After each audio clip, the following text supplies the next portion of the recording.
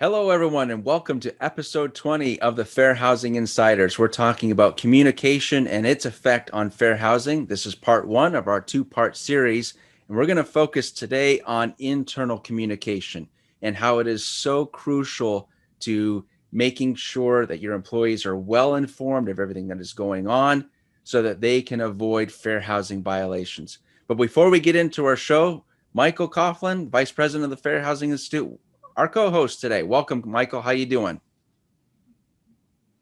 Hey, Jonathan, doing great. Really excited to talk about this as it is one of the big pillars of, honestly, any successful business, let alone having to do with everything in fair housing and the housing industry. So I'm ready to get started. Right. Good. Yeah, exciting conversation. What we are going to cover today, give us the thumbs up. Don't forget to do that before I cover the main points. We're going to discuss how we communicate maintenance work, callbacks, and then we're going to dive into some systems, some best practices when it comes to communicating your policies overall. And all of this under the premise that we are trying to do everything we can to avoid potential fair housing violations. So let's get into our first scene. And this one's about communicating maintenance work. And in this scene, an office employee is asking a maintenance employee to go to a resident's apartment and fix their dishwasher, but they haven't put it into a queue, just thinking it was some sort of an emergency. So let's take a look at our scene. Michael will get your comments and your takeaways from the scene. Jordan, why did you send Charlie to Mrs. Green's just to fix her dishwasher? Well, at my last job, any appliance failure was considered an emergency and went to the front of the line. Well, here, our policy is that only fridges are considered emergencies, and we have a vendor that fixes all of our fridges. Dishwashers are not emergencies and need to be put in a queue with any other existing maintenance requests. This is a tough situation. Obviously, Jordan was just doing what he thought he should be doing, fixing that dishwasher for a resident. Sounds like he was really trying to help. Unfortunately, he put himself in a situation where they could get a fair housing complaint. The order that you do maintenance work, if we haven't already made it clear, can absolutely be the subject of a fair housing violation. It can trigger a fair housing investigation. What if somebody else who was should have been higher on that list didn't get their needs taken care of, didn't get something fixed, and then they found out that this other resident got their dishwasher fixed as if it was an emergency when it isn't, according to company policy. So really unfortunate because, again, Jordan was just doing what he thought was right. But this is why it's so important that Jordan understands the policies and procedures. And honestly, there is some blame to be had by Alex. Alex should be making sure that Jordan understands these policies and procedures, how to go down that work order list. It's not the same at every property. So he needs to make sure day one, when he walks in, that needs to be communicated to him. He needs to have a place where he can read it again and again if he needs to.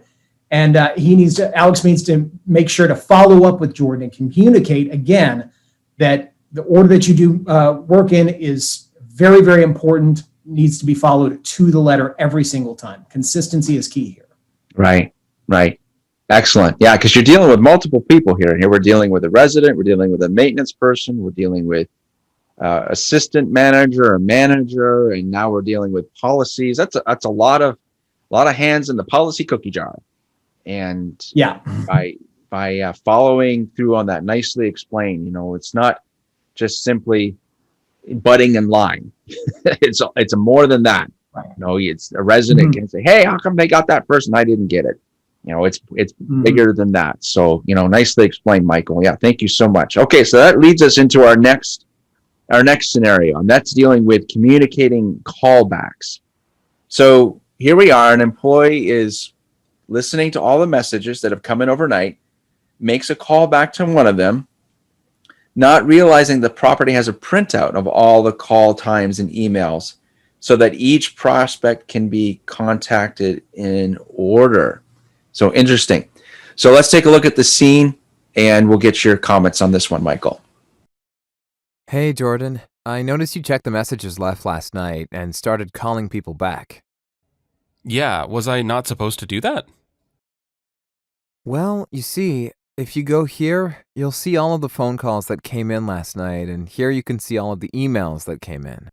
We need to respond to everyone based on when they contacted us. So last night, our first contact was an email asking about our 2-bedroom availability. She should be the first one we respond to this morning. Oh man, poor Jordan. Again, just trying to do the job and unfortunately causing some issues.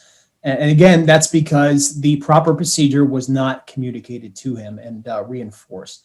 So here we have somebody that is kind of going off of the proper callback list policy. It's important to note that no property, your property, any property in the country is required to have a callback list. But it is really a great customer service policy. It's also a great sales tool for people to have. But when you build it, you have to make sure that it is gone through in a fair and consistent manner. Right. So that means there needs to be a proper order to these callbacks. In this scenario, Jordan unfortunately looked at one part of the callback list, which was, I believe he just looked at the messages, and he should have also been looking at the emails to see which came in first. Again, possible potential fair housing issue here. Of course, this could be, if this is done as a test and it turns out that they called somebody else back on the callback list before the proper person, well, there's that fair housing investigation right there. So Chris needs to sit down with Jordan and again, go through the callback procedure and policy. Make sure that he knows exactly where he needs to look every day to go back through that list and reiterate the importance of it to him. Sometimes, in jobs of all kinds, we're kind of just told what to do and not why. It may help reinforce Jordan's job and his policies and procedures if he understood that not following that callback list could end him up with a fair housing investigation that could cost him his job and obviously the property a lot of money. So again, keep that conversation open. Make sure he understands why this is important. Yeah, excellent. Nicely explained, Michael. Yeah, there's a variety of media that's out there. Email, phone, social media. There's some property management companies use like a text messaging service too, and they're keeping track of those messages also. So nicely explained. To make sure that you're not potentially in violation. So policies and procedures for those processes are really important. Which leads us into our dialogue for you and I. Great scenarios on, these are some things that could happen and are happening on a regular basis on site. But what are your thoughts, Michael, on ongoing communication strategies? What can companies do to make sure that their employees are up to date with policies and procedures? Any thoughts on that?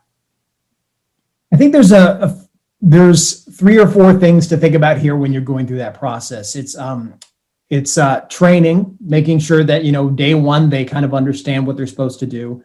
There's communication and documentation. And the truth is, those are kind of the same thing. Really, just one is more spoken. The other is lots of forms. And the final one is supervision. How do we make this all work for each property? Because obviously going back and, reiterating something to a person every single time they get something wrong, or, just every day walking up to somebody, hey, remember your policies and procedures, that's not going to be a part of your day-to-day. So you need to build systems in place to encourage that open communication, the fact that people use documentation and make sure that they understand what they need to do. There's a lot of resources available out there right now. Obviously, the larger companies have like a lot of software installed. For instance, like a CRM, relationship manager with all your clients.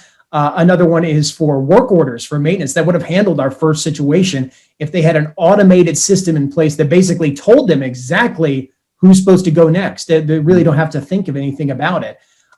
So utilizing resources like those is just really going to streamline the communication process and make sure everyone's on the same page. Same goes for things like availability, callback lists. Now, when you get down to your smaller housing owners and housing companies, they may not have the budget in order to encompass all those resources, and that's okay. There's a lot of things you can do. First of all, after each one of these scenarios, it shouldn't just be a conversation with that one employee. You should be sending out an email to all of your employees to say, hey, we have recently had this come up. We need to go back over this. And you can write out a memo. There are even some kind of programs that can basically show you that everybody read the email, or you could just have them reply These obviously don't cost you any extra money. Having, regular meetings, even weekly, to go over recent problem areas. Also role playing to basically let's see where there are cracks in the foundation. Let's get it out of the way right now before it becomes a problem. All of these things encourage that open communication. And biggest of all is to make sure your employees know that it's okay to come to you with a problem and a question. If you are getting upset with your employees when they don't know exactly what to do, you are not encouraging a environment of open communication, and it's going to cause a problem.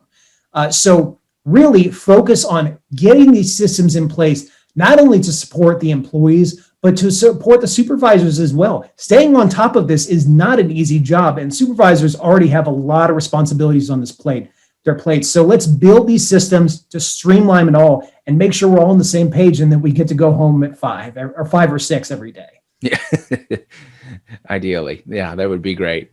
Ideally, yes. Yeah, ideally. Yeah.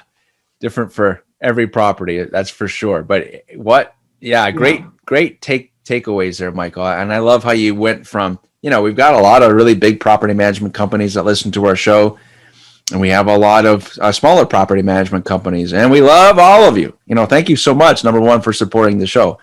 But the takeaway, if there's technology available in your budget, use it. But at the very least, internally, you outlined a really nice way that you can document as a team. Here's what we're faced with. Here's how we're going to deal with it.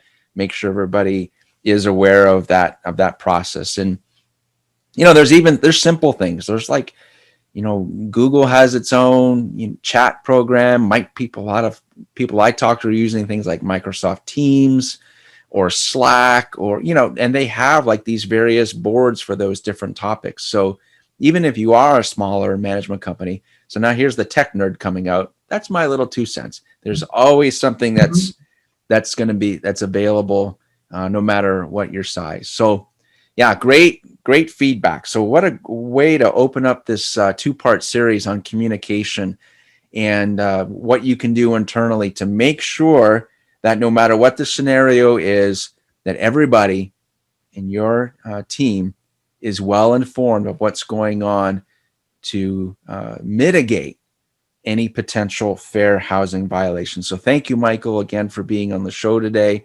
And thank you to everyone for participating and your comments and your thumbs up and your sharing of this channel. And we know we hear back from many of you who are using these shows to be able to have training sessions with your team. And we appreciate that so much. So any suggestions or tips, feel free to share those in the comments. We always appreciate your feedback. But thank you for being here for episode number 20. We look forward to seeing you on our next show. Take care, everyone.